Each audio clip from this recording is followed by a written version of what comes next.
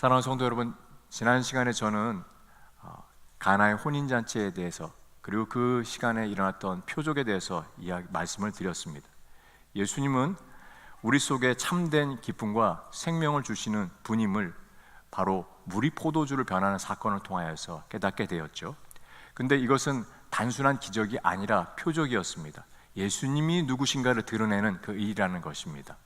그래서 인간의 부족함을 그리고 채우시고 메마른 인생을 새롭게 하시는 그 주님의 은혜에 대해서 지지난주에 함께 나누었습니다.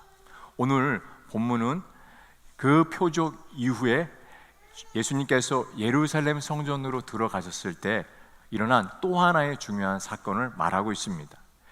예수님이 들어가신 곳은 바로 예루살렘의 핵심, 가장 중심이 되는 성전이었어요. 하나님의 집이라고 불리는 성전입니다. 예수님의 눈에 근데 들어온 것은 안타깝게도 기도하는 공간이 아니라 거래하고 있는 풍경, 성전하는 장터와 같았었습니다. 소, 양 울음소리가 가득 찼고 돈 바꾸는 사람들의 시끄러운 그 외침이 그곳에 커졌습니다. 그리고 거룩해야 될 그 공간이 시장으로 변해 있던 것이죠. 예수님 그 모습 보면서 분노하셨습니다. 근데 그 분노는 단순의 그 분노 폭발이 아니라 바로 하나님 아버지를 향한 바로 거룩한 사랑의 열심이었습니다.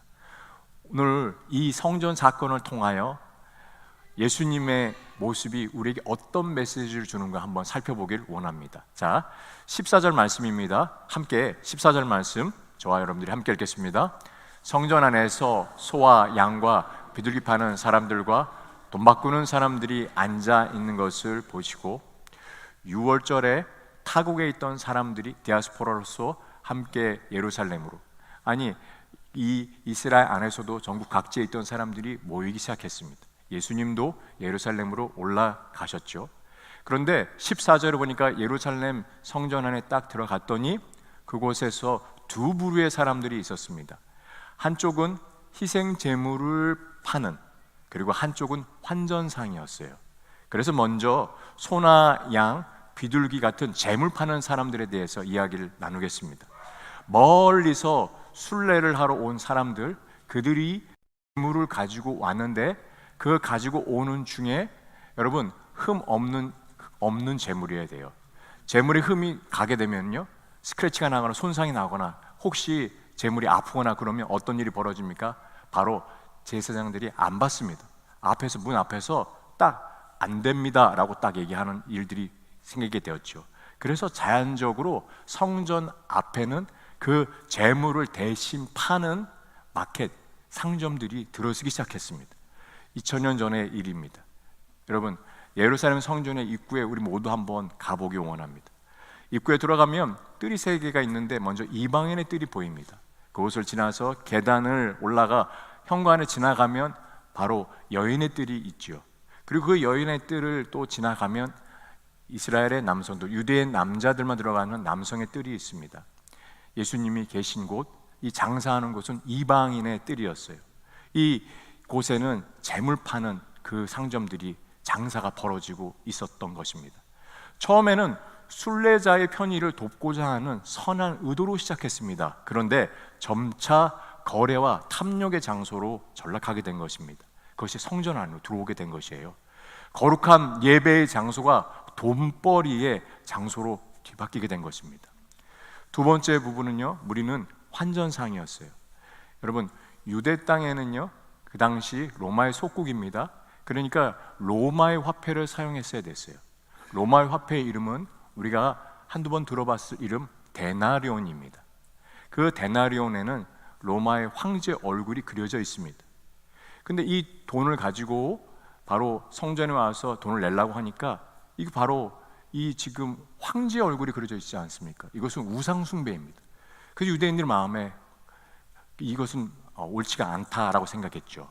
그래서 성전 세계를, 제사를 드리기 위해서는 이 성전 안에 성전 세계를 특별하게 그곳에서 사용하게 되었습니다. 그러니까 로마의 화폐 데나리온을 가지고 와서 성전 세계로 환전하는 일이 생기게 된 거죠. 여기서 과도한 수수료 그리고 이득이 났는데요, 환전상들이 다 그것을 자기의 주머니에 넣었는데 그 넣은 주머니에 넣은 것은 뒤에 보니까 누가 있냐? 대제사장 가문이 결탁돼 있었습니다. 그러니까 제사가 돈벌이의 수단으로 삼게 된 것이죠. 예수님은 그 현실을 보신 것이에요. 예수님이 그 모습을 보니까 너무 가슴이 아프셨어요. 예수님이 그래서 한 행동이 있습니다. 그것이 바로 15절부터 나옵니다. 저 여러분들이 함께 15절부터 17절까지 읽어보기 원합니다. 자, 같이 함께 읽겠습니다. 노끈으로 채찍을 만드사 양이나 소를 다 성전에서 내쳐주시고 돈 바꾸는 사람들의 돈을 쏟으시며 상을 엎으시고 사람들에게 이르시되 이것을 여기서 가져가라.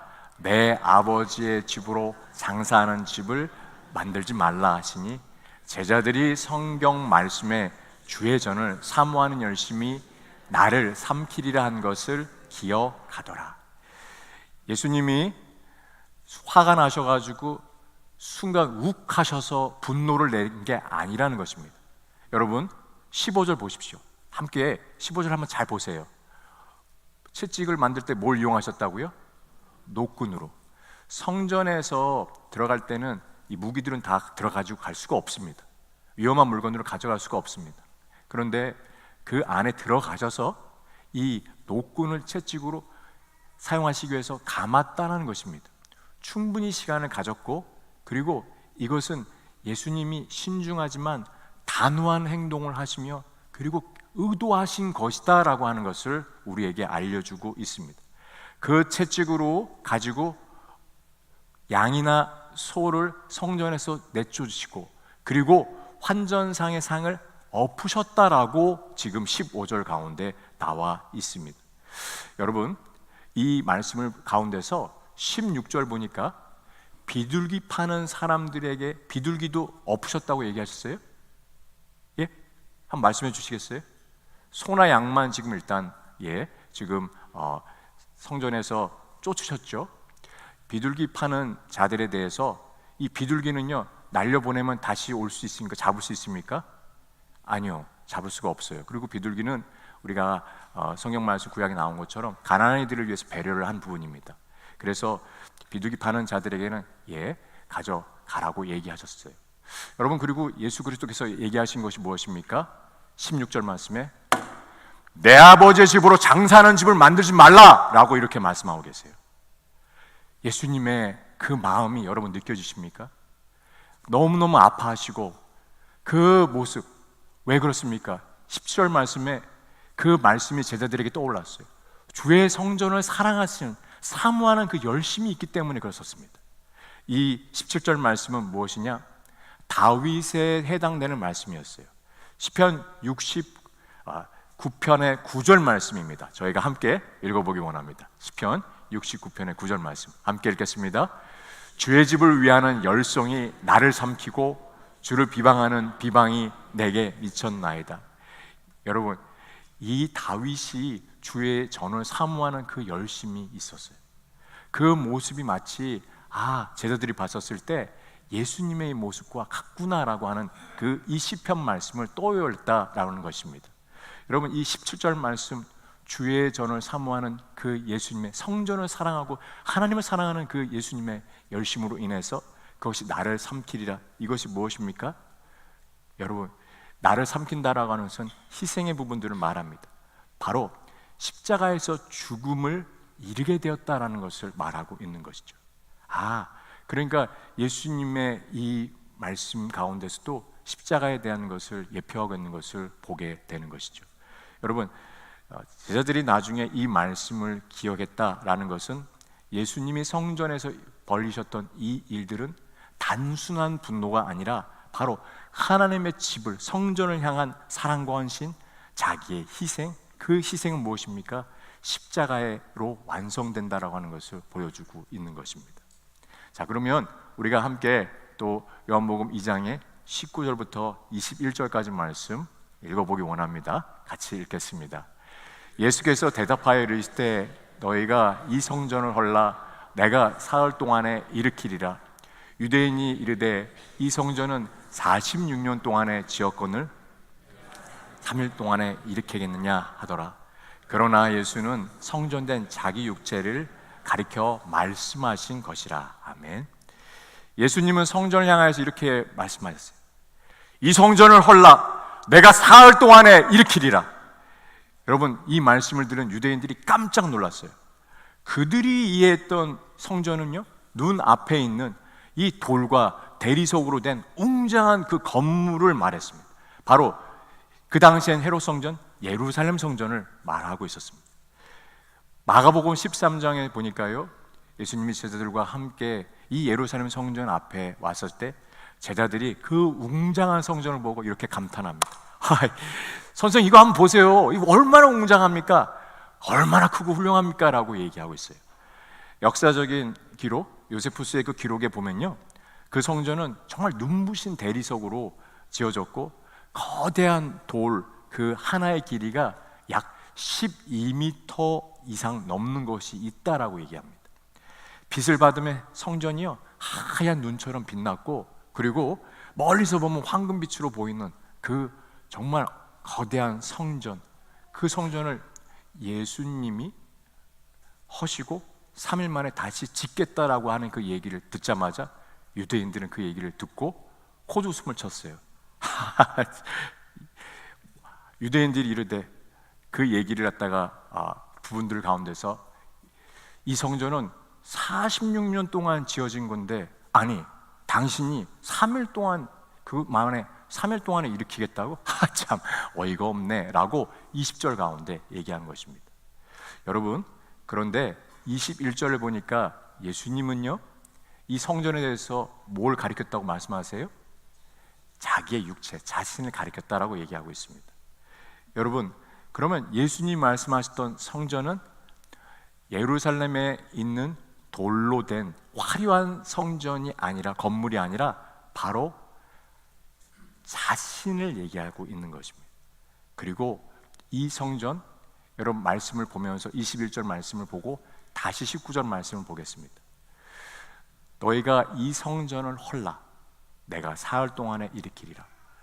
3일 만에 예수 그리스도께서 부활하셨습니다. 그리고 이 성전을 헐라, 이 성전은 자신을 가리켰습니다. 바로 십자가에서 너희들을 통하여서 나는 죽게 될 것이다. 그러나 나는 그 죽음을 통하여서 다시 3일 만에 부활할 것이다 라고 하는 말씀이 이 19절의 말씀인 것을 보게 됩니다. 여러분, 우리는 이 말씀을 우리가 예수 그리스도에 대한 이 결론을 알고 있기에 이 말씀을 들어서 당시의 말씀이 아니라 오늘 우리로 봤을 때는 너무 당연한 말씀처럼 느껴집니다. 그런데 22절 보니까 제자들은 어떤 모습을 보고 있는가 한번 같이 읽어보기 원합니다. 자, 22절 말씀 함께 읽겠습니다. 죽은 자 가운데서 살아나신 후에야 제자들이 이 말씀하신 것을 기억하고 성경과 예수께서 하신 말씀을 믿었더라. 여러분, 이 말씀에는 깊은 깨달음이 있습니다. 예수님의 제자들은 그때만 해도 이 말씀을 이해하지 못했습니다. 여러분, 예수님께서 부활하시고 난 후에야 제자들이 이 말씀을 기억했고, 그리고 성경에서 예수님이 하신 말씀이었구나라고 하는 것을 그때 뭐 했다고요? 믿었다라고 얘기하고 있습니다. 여러분, 오늘 이 말씀을 보니까 저에게 깨달음이 있던 것이 있습니다. 오늘 이 자리 가운데 설교 말씀을 듣고 성경 공부를 하고 같이 통독을 해도 어쩔 때는 여러분 깊이 그 말씀이 나에게 이해가 안 되거나 혹 내 가슴 가운데 정말 깊이 들어와서 나를 이끌어가는 주님을 만나지 못할 때가 있다는 것입니다. 제자들도 예수님과 함께 있었고 예수님의 3년 동안의 사역들 가운데 똑똑히 보았지만 예수님이 가셔야 될 그 궁극적인 목적에 대해서, 목표에 대해서, 그리고 사명에 대해서는 그들도 몰랐습니다. 그들이 언제 그것을 깨달았습니까? 예수님이 죽으시고 부활하시고 난 후에 그들이 깨달았습니다. 여러분, 우리 주님께서 말씀하시며 우리에게 오늘 이 자리 가운데 이야기해 주시는 것이 있습니다. 그것은 무엇입니까? 우리가 살아가면서 생각하지 않았던 일들이 경험될 때가 있습니다. 고난이요, 어려움을 닥칠 때가 있습니다. 관계 가운데 생각보다 생각하지 않았던 일들이 일어나서 우리 스스로 왜 이런 일이 일어났습니까? 라고 주님 앞에 물어봤을 때 대답하지 않으시는 주님 앞에 안타까워하고 답답해하는 일들이 일어날 수가 있습니다. 여러분, 그런데 제자들도요, 부활의 사건이 있군 후에 그 말씀이 이렇게 됐구나라는 것을 깨닫게 되었어요. 주님께서 당장은 말씀해 주지 않으실고, 혹시 말씀해 주셨다 하더라도 우리가 깨닫지 못할 그 시간이 있었을 때 주님께서 훗날 그 말씀이 무엇인지 깨닫게 해줄 것입니다. 그러면 우리가 이전에 있었던 이 일들, 왜 이런 일들이 일어났는가, 이 말씀을 왜 주셨는가, 왜 나에게 이런 상황들이 됐는가 알게 될 수 있다는 것이죠. 필요한 것이 무엇입니까? 주님 손 안에 있는 것입니다. 필요한 것이 무엇입니까? 귀한 공동체에 함께 그 말씀을 배우고 말씀을 알고 말씀을 살아나기에 우리가 함께 나가는 것입니다. 말씀이 느껴지지 않고 괜찮습니다. 주일날 말씀 듣다가 조금 졸릴 수가 있어요. 물론 여러분 예배 끝나고 나서 너무 맑은 얼굴로 저를 쳐다보시면 당황스러울 때가 있습니다만, 여러분 제가 말씀드리고 싶은 것은요, 괜찮습니다. 근데 이 공간에 함께 예배 드리면서 우리가 주님께서 깨닫게 해주신 그때, 그렇습니다 주님, 그때 그 말씀은 이 말씀이었군요 라고 우리가 깨닫게 될 때가 제자들의 모습 보니까 있다라는 것입니다. 23절과 24절, 25절 말씀도 저 여러분들이 함께 읽어보기 원합니다. 자, 같이 함께 읽겠습니다.